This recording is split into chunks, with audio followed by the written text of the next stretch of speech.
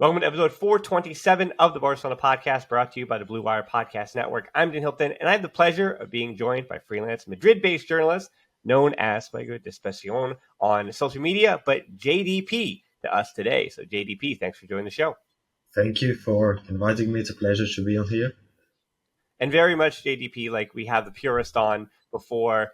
It's up to him. I know people are going to complain if you're watching the videos. You just get to see my beautiful face the whole time and his Twitter logo, but face and the face reveal is something, not to say of the younger generation, but the face reveal is on his timeline. That's up to him, very much just like the purist. So y'all will see his face when he wants you to see his face. But for now, we just hope that you can enjoy what JDP brings to the table in terms of his tactics, his analysis, and his understanding of what we watched yesterday in the Spanish Super Cup semifinal against Real Betis. So we'll do the X's and O's, and we'll do the individual players, and we'll do the course of the game. But I think the first thing that I want to hit, JDP, is kind of what the stakes were, right? Because for me, I'm of two minds. One, I think under Xavi, Barcelona desperately need a trophy.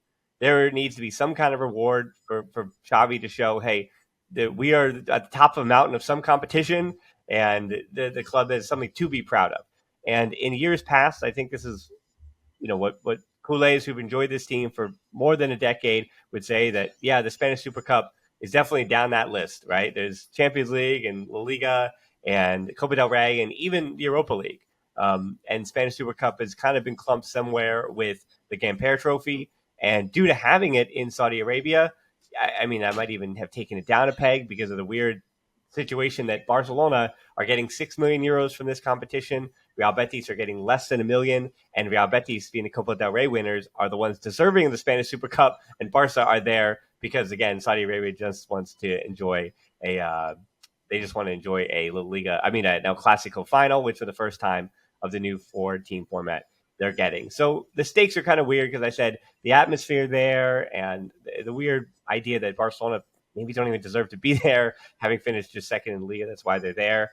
Even the red socks and the red shorts was weird, right? Like they had to register this fourth kit because Real Betis wear black shorts, so Barca were forced to wear red shorts. So yeah, to me, JDP, it just added up to this thing where the trophy itself really matters. You heard Xavi's, for those who heard the audio of Xavi's speech between the extra times, like this matters to him. Winning matters to him. But big picture wise, the Spanish Super Cup is certainly going to be knocked by detractors. And I understand why a lot of culés were both, fine with the result, content with the result, but upset by the fact that Barcelona once again had control of a match, probably should have won in regulation, and yet there they were again in extra time. Yeah, I think it's something I mentioned quite a few times, but the problem is Barca, when they go on the pitch, they know what they're doing. I'm not in the line of the people that think that Xavi is clueless or whatever the discourse. Because you can see the theme is that the first half an hour usually goes well. Against Atletico, we had the same theme. And against most opposition that Barca has faced, which are, so to say, big teams, we see a pattern that Xavi knows what he's doing. Xavi places his pawns, and he knows what's going on. The problem is after the half an hour, what goes on, because often Barca are unable to score recently in that 30-minute time frame. And there comes a moment where, to my sense, Barca goes, so what now? And it doesn't seem to me as Xavi, for some reason or another, can convey that spirit of keep trying. It seems as the team sort of stops pressurizing properly, and then it's just hoping that Barca go through. But there's definitely something that has to be done both on Xavi's side and both on the player side to say, look, we can't go on as only play 30 minutes out of 90 and hope that we will win. That doesn't work. Yeah, it's a weird thing where I think that people on social media and some pundits of the club smarter than me have brought up the idea that last year in the Spanish Super Cup, even that Barcelona are not as good as they were 1 year ago, especially in January when they were really knocking in the goals, scoring 4 goals a match. And even if they were giving up 1 or 2, they were just dominating last January when those new arrivals came in Aubameyang and Ferran Torres, and there was new life breathed in the club. And this club right now seems to be in a worse spot than they were. And even financially, obviously, the Roosters have come to roost, or whatever the phrase is, that financially the club depth, and I think not to say we can simplify what the negativity or what the unfortunate parts of yesterday were, but yeah, you're absolutely right. I mean, obviously, I'm going to defend Xavi once, like I did against Atletico Madrid again, and say that he got it right. But his getting it right with that starting lineup is interesting because, with the exception of Alba, is suspended in the league, coming in for Alejandro Balde, and Sergio Roberto actually playing rather well as the right back and as the captain, that starting 11 is one that is kind of, not say obvious, but the other example would be Ansu, who had started the last 2 matches and will have to again take a lot of the burden because Lewandowski and Ferran Torres are suspended in the league next weekend.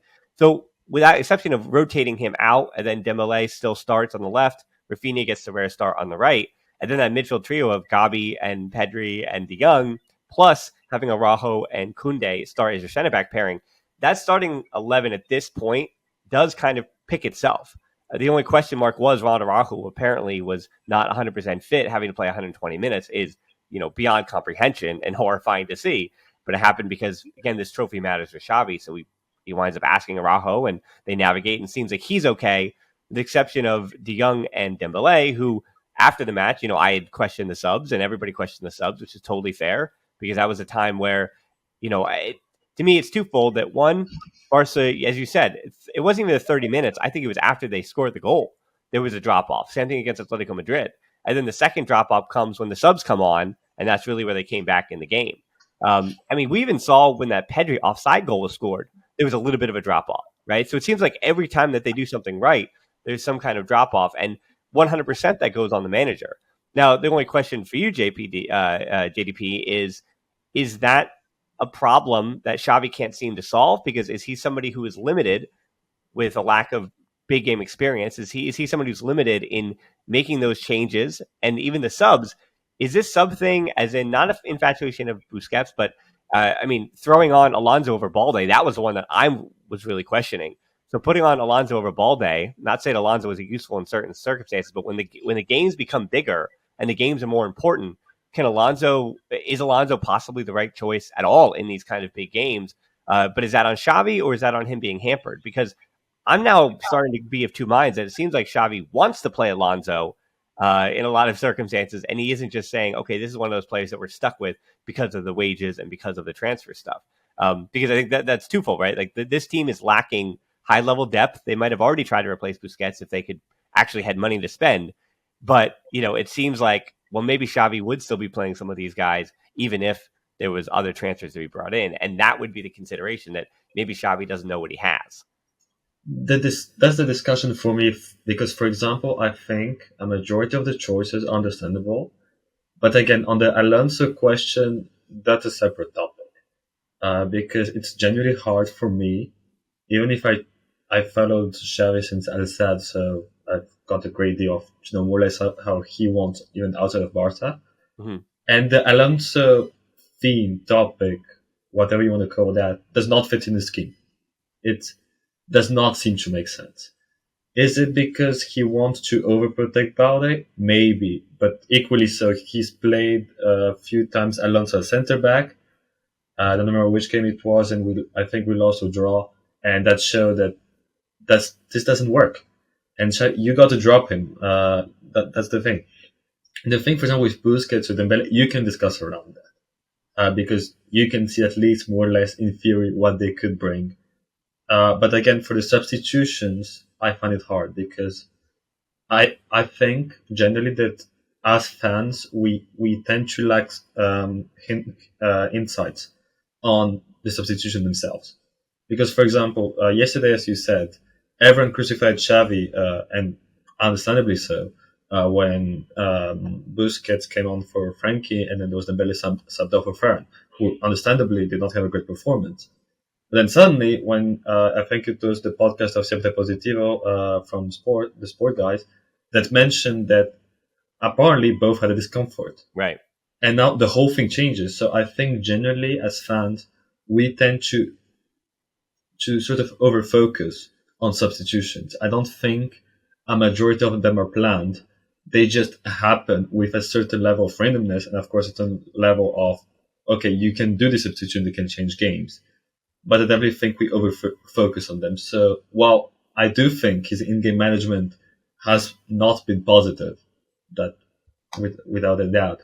I also think that generally, even with if you go outside of the Barca realms, we tend to overfocus on those. Yeah, that is interesting because I said I would discuss it a little bit more because I want to discuss Busquets and Ferran Torres in better detail. Busquets is interesting because the big picture is not changed. That his wages are way too high at this point this year, but it's also his contract's coming to an end, and he is someone who, having hit his 700th appearance with FC Barcelona, being the third player to ever reach that milestone with the club behind just Messi and Xavi, and with he's 67 behind Xavi, so I think third is where he's going to wind up landing. I don't think he should have hit 700, right? I think a lot of Kool-Aids agree that 700 is probably just a few too many, right? He's a legend that was just, not to say overstate his welcome, but very much like PK. I mean, Busquets didn't end his time on, not to say his own terms, but he didn't end it on the terms that were probably acceptable for his legend status. That said, yesterday was interesting because while Barcelona did lose control of that match, they did concede the equalizer. And to rely on the stats is weird because again, you watch the match and you when the subs came on, when Ferran Torres and Busquets came on, Barcelona were worse than when Dembele and De Jong were just on the field. And De Jong, statistically, and even the game that we watched, he controlled the midfield, yes, driving forward. Barcelona controlled, especially in the first 19, 20 minutes of the game when they were 81% possession to 19. De Jong was sparkling with Barcelona having the ball. And then defensively, and then even with the ball, rather, he only turned it over 4 times, which is good enough. And he was never dribbled past, doing his job defensively, cutting out passing lanes and things like that. But as far as stopping any Real Betis pressure, De Jong still continues to not be that lone pivot profile. He didn't have a single interception. He didn't have a single key tackle.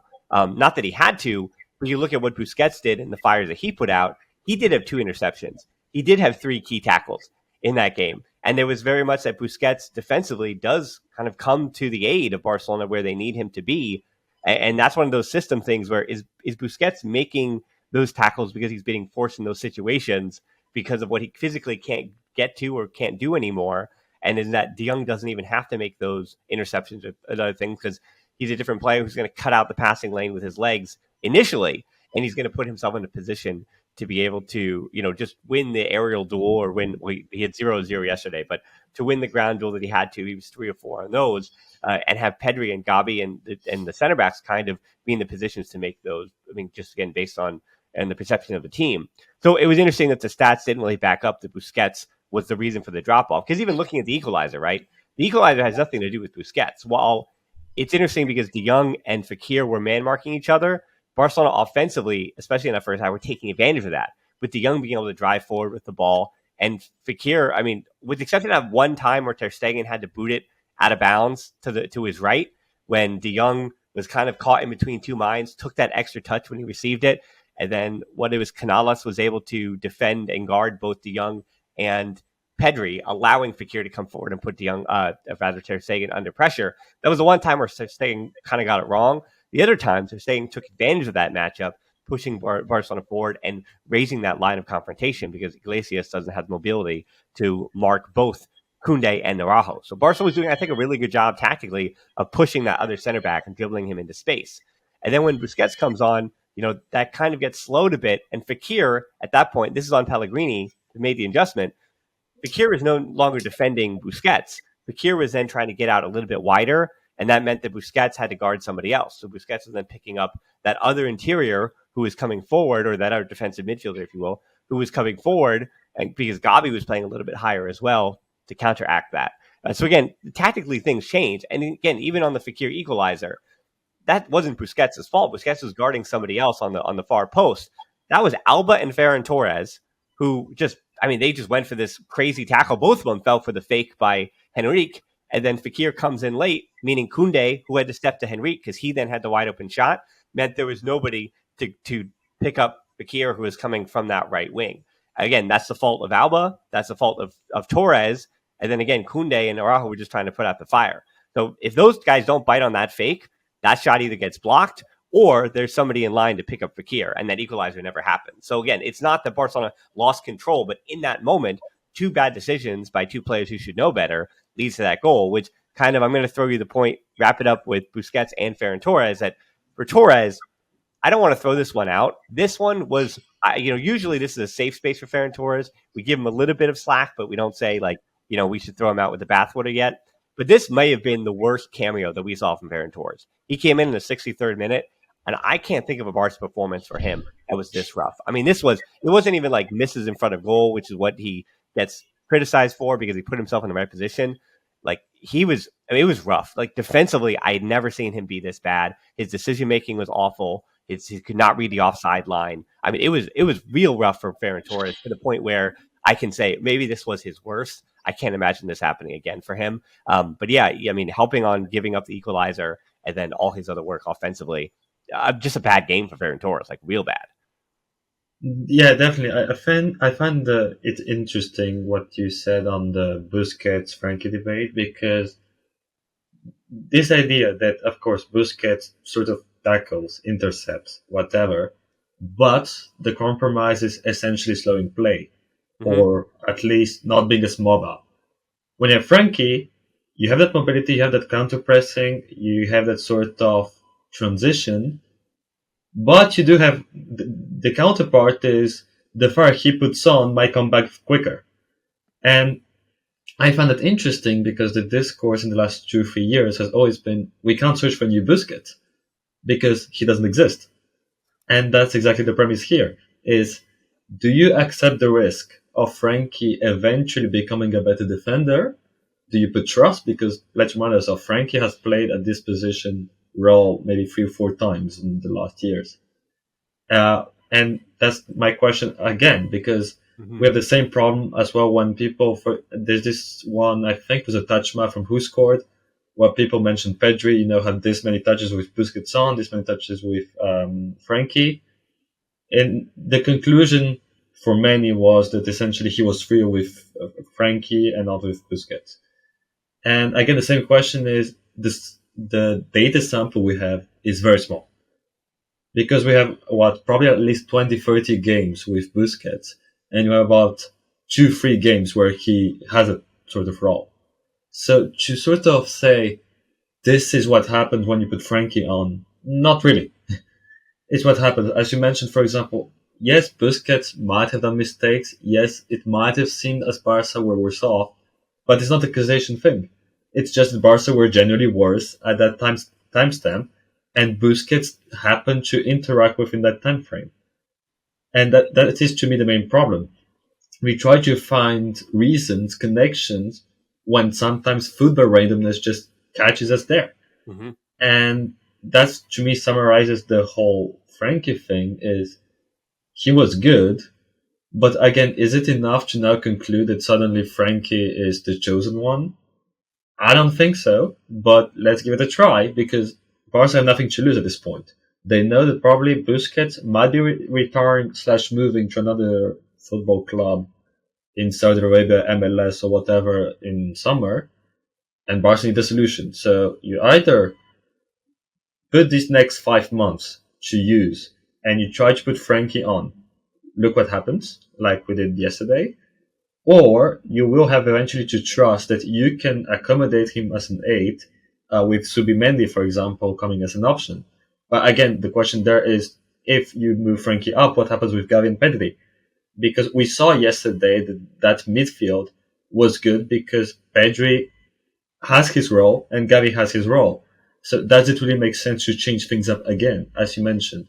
So to me, I feel that Frankie debate thing, we can only conclude sort of observations, but we can because probably the best point I've seen around it was Domagoj, who is a great writer, who mentioned the fact that the problem is for us that Frankie is not a natural defender.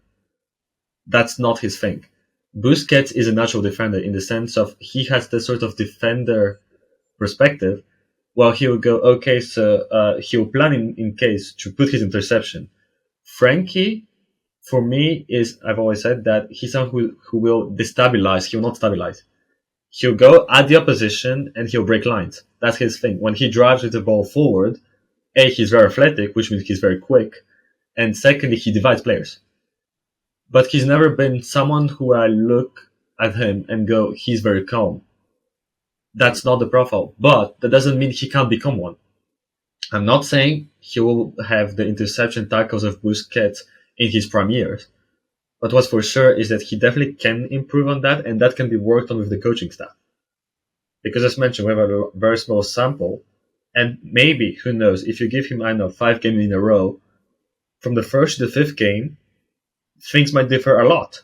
And I think we should be ready that Frankie will do mistakes, but equally, see, Busquets is doing them as well, and any player you will put there at the beginning will do their mistakes because they're not used to it. Because we often forget when we talk about tactics. At the end of the day, when you put a player on X or Y position, what you're doing is you're saying, look, play with these players and get me the solution. Frankie right now has not played enough games with Gavin Pedri to understand how they move. Mm-hmm. I've mentioned this, that the reason why the midfield in the first 30 minutes looks so good is because Frankie seemed to understand when Pedri goes up, when Gavi goes deeper, and etc. And therefore he adapts. But if you don't give him the time to adapt, how do you expect him to understand this? So to me, Barca just have to be clear on what they want, and therefore understand and accept the risk of having Frankie there, and see how it goes.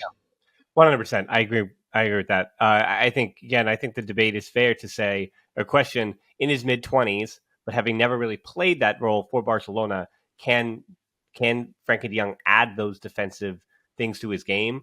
Or is it something that, because he does not naturally do those, he doesn't already have the natural proclivity to defend in such a manner, at such a high level, I should say, winning duels, especially like he doesn't win ground duels. Like, but to is that something he can add to his game, or again at this point in his career, it's something he cannot do? But you're right about the sample size that we still don't know the answer to that, and the only way to find that answer is to have Frankie De Jong and Pedri and Gavi be your starting three in the most important games this season, and not just like pick it randomly, but just to actually stick with that, and that is a default position. And I think you get the sense that that is what's happening, right? Like that the club understands and knows where it's at, but it does make some of those games in the fall even puzzling as to why it was Busquets in that circumstance, and why almost why it took so long to make that change. Yeah, for sure. I think as well as the course of this match and where Barcelona had it and lost it, the other question comes from that ceiling and trying to figure out why.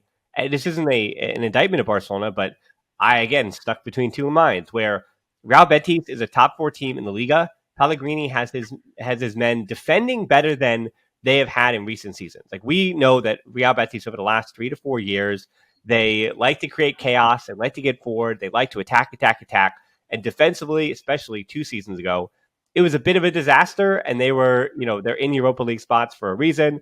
But they made the adjustment at halftime, bringing on William Carvalho, who is a more defensive. Well, he's a defensive midfielder as opposed to Canales, who, I mean, he was being forced to play in this double pivot behind Fekir, but Canales truly is an attacking midfielder. And there's a reason why he, of all the other midfielders I think we saw in that game, looked a bit lost, right? We know that Canales is capable of more than what he showed, but what that allowed to do when Cavallo came on at halftime is Luis Henrique got a little bit, not even farther forward, but he was able to stay forward and on the counter knew that he had more cover than he had previously. Same thing with Rodri on the other side. Rodri also had a little more cover with Carvajal, kind of fortifying the middle of their field, because Barcelona, a credit to them as well, they weren't being over reliant on their wings with Dembele and Rafinha like they usually are. They were being very direct in that first half through Bedri, through Gavi, as you mentioned. Those two were bright signs in getting forward, direct, combining pretty well with Lewandowski and things we have not seen in recent weeks with Pedri and Gavi working with Lewandowski. So that was all bright signs.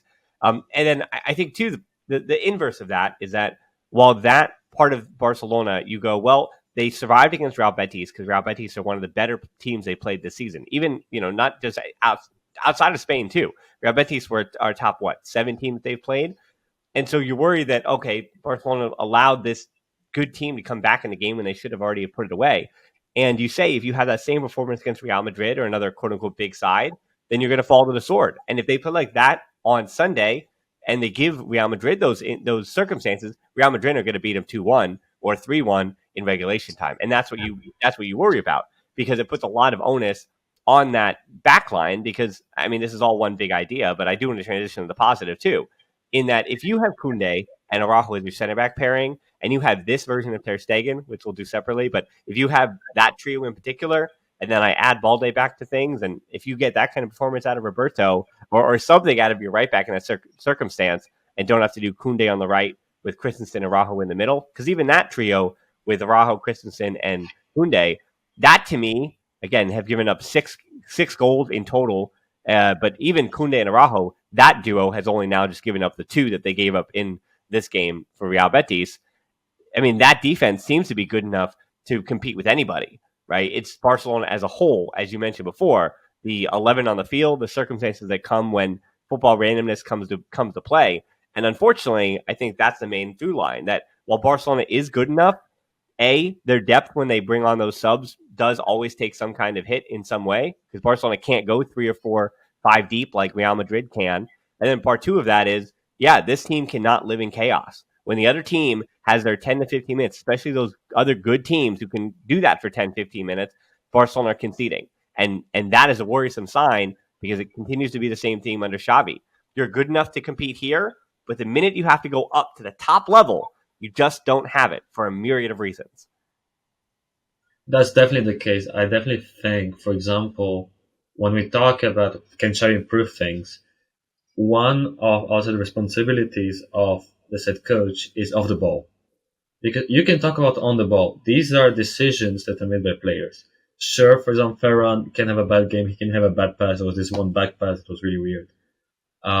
Sure, Lewandowski, for example, his touches, that's not something he can control. That's for sure.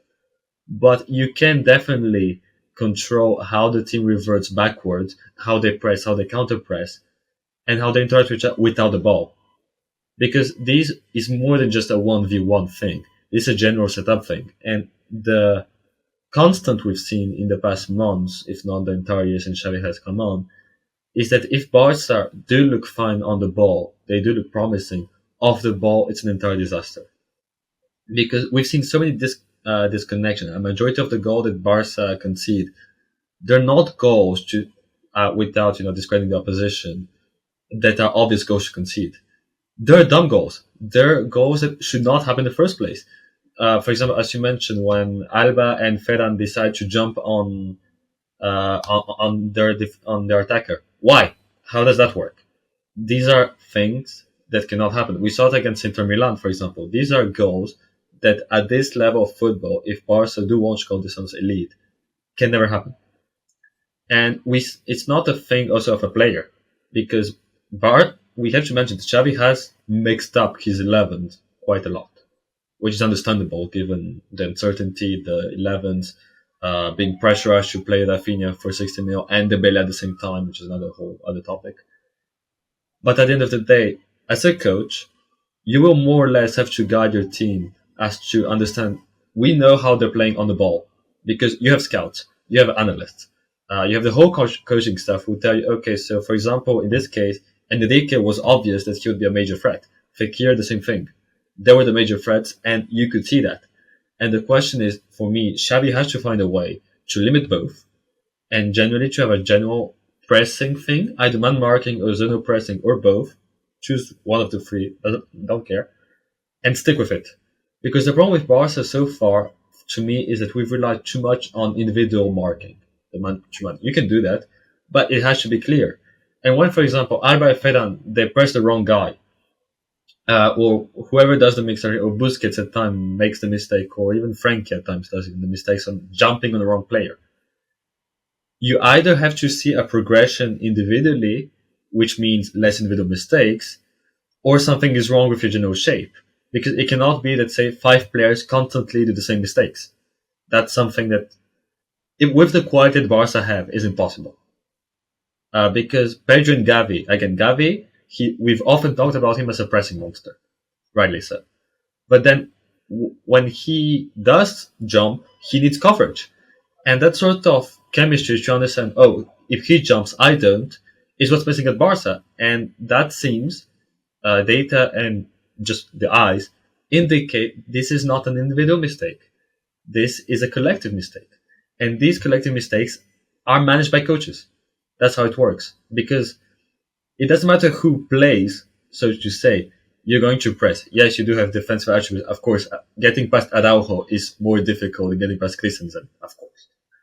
But at the end of the day, you know your profiles. You know who's, for example, more comfortable defending out wide, which, for example, Busquets isn't. That's without a doubt. Yeah. So whatever players you play, make sure that they're comfortable defending the way they are, and therefore minimize the mistakes. Because a majority of the games are won if Barca don't concede. The problem is they do concede in situations that can be completely avoided. So to me, Xavi has to be very critical, and I hope he is.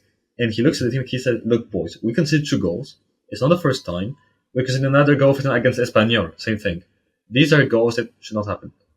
So you either make sure you score more, you outscore the opposition, which was more or less what Koeman was doing, or you limit them. But at the moment right now, Xavi stands at the point of we're good in possession, but we don't get goals out of it, and we concede too much. So you need to either fix both or fix one of the two to make sure you have progress. Because as you mentioned, a year ago it felt like Barca were better, and with all the investment with Rafinha, with Koundé, with Christensen, this does not make sense. Xavi cannot go to the guys that I need more, having shown it in 1 year, he has unable to take them a leap forward, which technically on paper with all the signing has been the case. So to me, this is the biggest question right now. The off the ball thing is for me, one of the easiest to fix, and it's one of the most critical things to fix.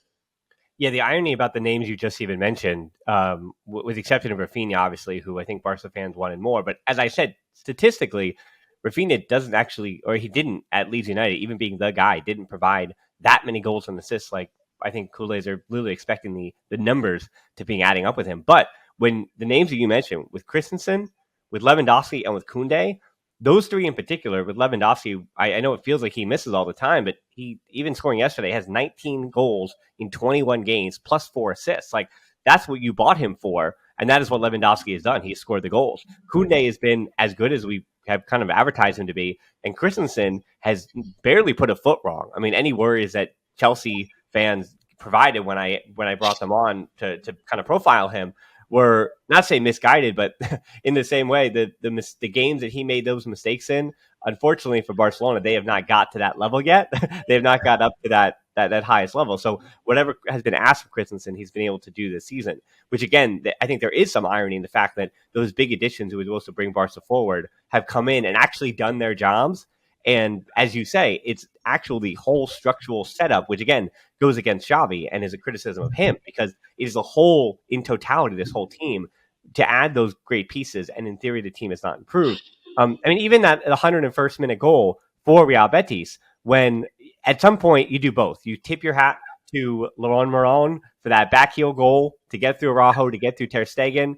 Maybe Ter Stegen's positioning was wrong in that instance, but I mean, Araujo didn't have it covered either.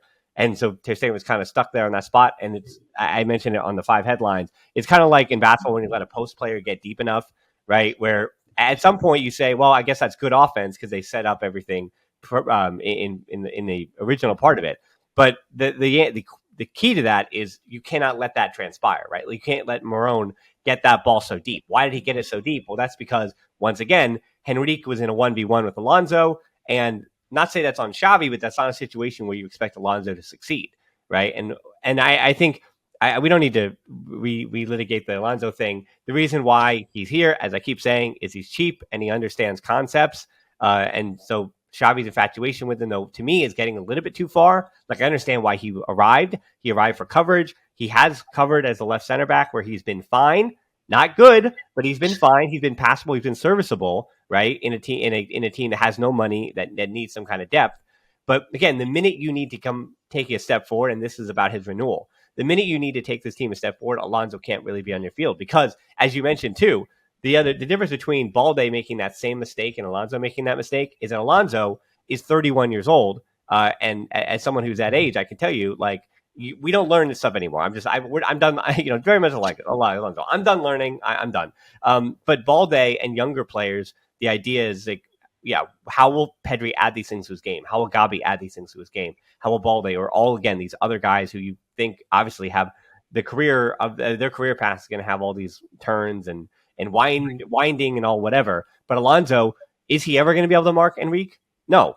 Like it's not going to change, right? It's not going to change from week to week, or there's nothing for him to look at film and go, oh yeah, I'll just be faster, I'll be better. Like no, he's not going to be exactly that. And in the inverse of that, I'll give you the other positive here, JDP, as I gave you the negative, was that Ansu's goal, and Ansu is this thing where because he is this enigma at the moment, game to game, like he hits that shot, right? Like we've built this narrative of Ansu this year. He's not scoring enough. He looks like he's devoid of confidence. He's not going at players. What's wrong with him? And then Ansu has a goal where he wraps his foot completely around it, going towards the corner flag, away from goal, and scores that one across the goalkeeper. And you go, oh yeah, that's Ansu Fati.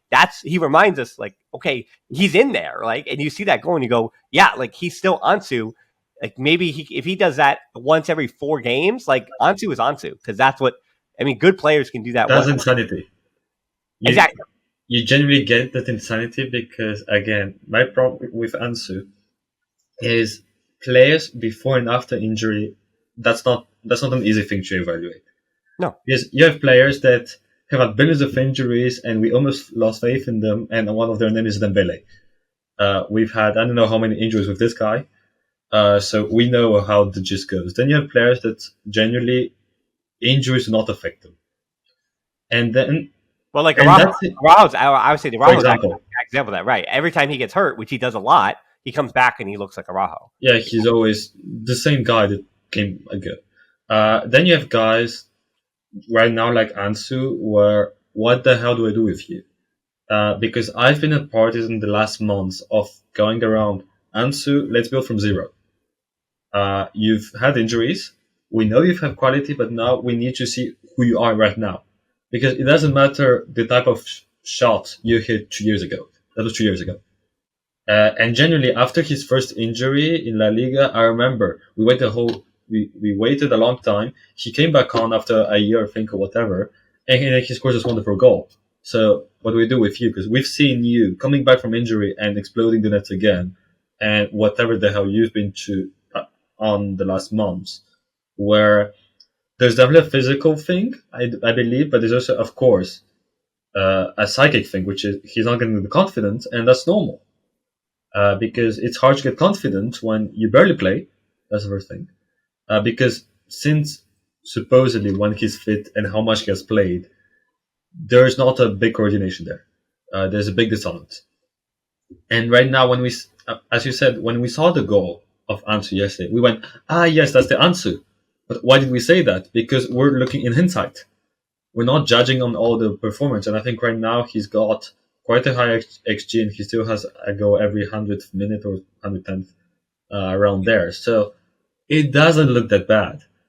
The problem with right now is how do you go around him? Do you try to make him a starter? Or do you have him as an option, as whatever option that can come off the bench, can play, but isn't a definite start? Because depending on how far Ansu goes, and it's also dependent on Ferran, the whole left wing situation changes. Does this mean, for example, that Barca have to accommodate Dembele as left wing because yesterday he was superb? Does that replicate? Because we know that Dembele's sort of inconsistency is a huge problem. So to me, that's the main problem, is that Ansu right now is filled with uncertainty. And that means that we have to judge him with uncertainty. That we can't go, he's back. Because the truth is, he isn't. We have signs that show that his ball striking is still similar. But we do not have the guarantee that, for example, the left wing is still the right place for him. We've often talked on social media, even before his injury, but now the injury might actually prove that we might put him as 9 because his ball striking is that good. But is it really a wise interaction to put 9, especially when you have Lewandowski and therefore technically hampering his development? Yeah, I don't know. So that's the thing for me. We have to take a new page with Ansu and say, okay, calm down, take your time, and see how it goes. If you score more goals, for example, I don't know, whether we should start him against Real or not, because it's a Clásico. Even if it's a Super Cup and half of the fans don't even give a damn, it's a Super Cup. And it's against Real Madrid, so that's a big one. Especially now in the context of the whole title race and whatnot. Yep. So definitely, to me, the point is, because I see a lot of people saying, Ansu is because he's got number 10. it's possible. I'm not saying it isn't, but it's also just what he is right now. We don't know what player he is really. Yep. Yeah. I agree. Yeah. I have nothing to add there. I think where we end the show is on the other side of the field. The guy I know was starting against Real Madrid, no matter what. I probably should have started with him. I promised that we would, but Marc-Andre Ter Stegen is the reason that Barcelona got a result yesterday. Unequivocally, Definitely. he is the reason. It is Ter Stegen. That 30th minute save from the Betis corner. Then he had another one a few minutes later. And then the double save in particular, that one-handed stop diving to his right before halftime. Those 4 saves in particular, a huge reason why Barcelona even went into halftime 1-0. And then the PKs, Juanmi and Carvalho, those are not good penalties, but Ter Stegen still had to save them. He still had to guess right, and he did. And so Ter Stegen, to see him play in this way, I think, it's interesting because for outfield players, which I think, most people and most of us were, so most of us are better at analyzing and understanding, the decision making and the choices and all that with outfield players. But with goalkeepers, so few of us were goalkeepers. So it's difficult to analyze why a goalkeeper gets lost in a wilderness and what happens when they find it again. Because it just looks like reaction time. It looks like, where their feet are placed. And, it's very hard to analyze. There's only one guy, John Harrison on Twitter. I'll link you the account. Who's I don't know if you know, he's a goalkeeper expert. Mm-hmm. So he's one of the only people where I can look at their explanation and see that makes sense, because a lot of the said self-proclaimed analysis on Twitter on goalkeeping is conspiracy theories at this point. Well, yeah, near posts, far posts, like how much did you judge those things? Yeah, what they're like, it's very hard to judge. And especially for me, maths right now is sort of the definition of progress isn't linear. Because in 2015, he was great. And then until Valverde, he was pretty much great. And then after 2018-19, which was the last big season he had, then there was whatever the hell that was.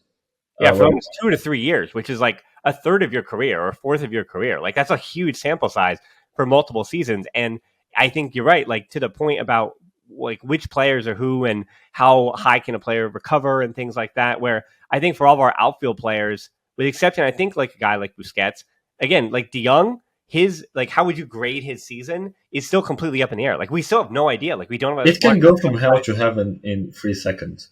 Quite literally. Right. But for Ter Stegen, I think at this point, well, that's why I was going to argue about Ter Stegen now. With the outfield player is something different, but for Ter Stegen, I think with confidence, with full confidence, I can say, because of what we've seen from August to January, this is going to, I think, define Ter Stegen's season. Like, definitely, right? Like, I think he is back, and we can, in full voice, kind of say that because of the sample size being big enough of a season. I've definitely been I had the doubt in said October, November, because of course we had a few months where he seemed good, but with a goalkeeper, the problem is what part is the defense and what part is the goalkeeper. Mm-hmm. Because you can say this shot he didn't save, fine. But again, for example, if say Kunde or Araujo or Christensen or whoever was there does their block, we're not talking about this. And I think it was Casillas who said, well, another goalkeeper, that we remember goalkeepers the most when we talk the most about them, which means they can have 100 saves. If they do one save at the last minute that fails and they get scored on, the world will talk about this. They won't talk about the 50 saves that were before. And that's the problem with goalkeepers, is rating a goalkeeper is mostly based on the non-errors, which is really hard to judge in itself, because when they do a save, we're all claiming great, and then you have a 10% chance that he misses that save and done. And the biggest problem with goalkeepers is they can't really be involved, because they're sitting 99% of the time in their goal sticks doing nothing, essentially. They can be alert. You can say what you want. At the end of the day, they're only concerned, so to say, on a certain portion of, say, the gameplay, unlike other players. And to keep that sort of concentration, because as you mentioned, the reaction time, knowing that maybe for 90 minutes you won't have any job to do, you'll be literally jobless, it's hard to sort of judge. Because I'm someone who's always said we have to judge on the full 90 minutes. But are you really rating 90 minutes for a goalkeeper? No, you aren't. And therefore finding to understand what's reaction time, What is properly technical ability to say to punch the ball or whatever, claiming the ball, for example, this is a big one. We've seen it with De Gea, for example. These are problems that in analysis are very challenging to me. So to say this is fully match or not, definitely not. But for example, yesterday for me is an example of saying Matt's essentially taking more or less his abilities and he said, I'm confident with them and I can deal with my problems. Mhm. Because the near post, far post thing was always a big problem in the set for years, where he hasn't been this good between that Valverde season and whatever year we are on now. And to find that sort of balance to say, okay, he's maybe not perfect, and that's for sure, and he might still consider a few goals that are arguable, but generally he seems more confident. And if there's two positions where that matters the most with strikers, and we see that with Ferran, the other opposite, that's what it takes. Yeah, I mean, what we do know though is that Ter Stegen did have some shoulder injuries, major shoulder injuries, Yeah, that's for sure. and knee injuries, right? That he required surgery, and like the club, because there was no backup, like, well, there was, but Ter Stegen He wasn't used them. right. He was an unquestioned starter for those years that he was going to start even through injury, and I think for the first time in many years, he's kind of said it, and we kind of have to believe him that he is fully healthy finally, and he's able to take more risks like Exactly. that. And the other thing with Ter Stegen too is, as I mentioned, the one quote unquote mistake he made yesterday was a structural thing. Where it was actually De Jong's mistake that Ter Stegen was bad for. But as far as playing the ball on the ground with his feet and the way that Barcelona are opening things up, especially using their wings, Ter Stegen has been good too. So he has been influential on kind of both sides, but once with Barcelona having possession, and then having to switch his mindset and have that reaction time and be the goalkeeper, which is your job at the end of the day. Well, speaking of jobs, I mean, as a freelance journalist, I want people to be sent in not only your direction on Twitter, of course, but your website, which is positional-play.com. So JDP, where can people find you? And I do appreciate you coming on the show too. Thank you. Yeah. So yeah, there's my Twitter. I suppose you can plug it, whatever. So there's that. I published this morning a newsletter on why we should stop just watching elite clubs. So if you're interested in understanding why you might feel depressed about your club, this newsletter is for you. And that's about it. Well, yeah, I always say, as far as watching, obviously we're all Kool-Aids here. That's why you're here. That's why you're listening to the end of the show. But I also say, try to support local. Try to look at and sure. it doesn't matter what the level is. Like try to find. It's a different experience. Yeah, exactly. Right. Local side. So, JDP, again, wonderful debut on the Barcelona podcast. Thanks so much for coming on. Thank you. We're also on Twitter and Instagram too. Down in the show notes below. So follow him down in the show notes below. We're also on Twitter and Instagram, as I said, at the Barcelona Pod. I have to keep reminding myself we're also on TikTok as well. So that's a new thing for the younger generation. We are on TikTok with that kind of stuff. And then closed Facebook group is the Barcelona Podcast. A lot of that closed Facebook group also, there is some overlap with the Discord, which a good announcement is that I finally was able to fix the Discord. So for those who've been kind of waiting or like, oh, what's happening here? The Discord is finally fixed after all these weeks. So you can join down in the show notes below as well. And then join us over there. And then we are on YouTube where these 5 headlines were for this match. That's at the Barcelona Podcast, of course. But so much thanks go to you for listening to the show. Until next time, we'll talk to you soon. And Forza Barça.